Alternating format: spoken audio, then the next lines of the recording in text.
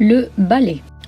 Le ballet est un genre dramatique dont l'action est figurée par des pantomimes et des danses. Le mot drama, emprunté au grec, signifie action.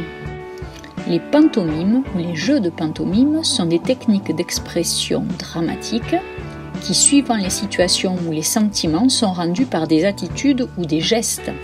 Le ballet naît en Italie dès la Renaissance, c'est-à-dire au XVIe siècle. La danse est associée aux fêtes, aux mascarades, aux fêtes religieuses, paysannes, nobles. Comme pendant le Moyen-Âge, le ballet est considéré comme une discipline populaire de caractère naïf, simple et amusant. Par la suite, les danseurs entrent chez les rois. Le ballet accompagne les festins. Il devient alors le ballet de cour.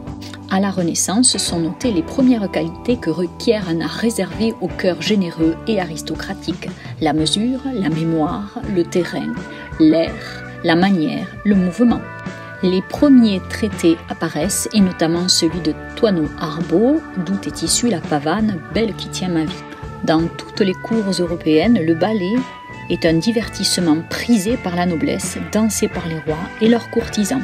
Les danses sont nombreuses et le déroulement de ces danses obéit à un ordre très précis. Une ouverture avec une pavane, puis un certain nombre de séries de plus en plus rapides ou de plus en plus lentes.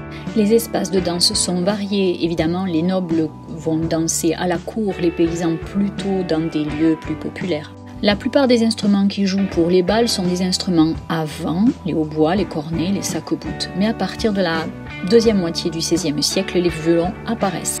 Les musiciens du roi reçoivent une formation, mais la tradition orale tient encore une grande importance. Le ballet est une musique de circonstance, c'est-à-dire une musique qui accompagne la célébration d'un événement solennel, une fête, une cérémonie, un hommage, une commémoration. La pratique du ballet fait partie du quotidien de la cour, avec des temps forts comme le carnaval, les soupers. Un roi comme François Ier va introduire des spectacles à l'italienne dans la vie de la cour.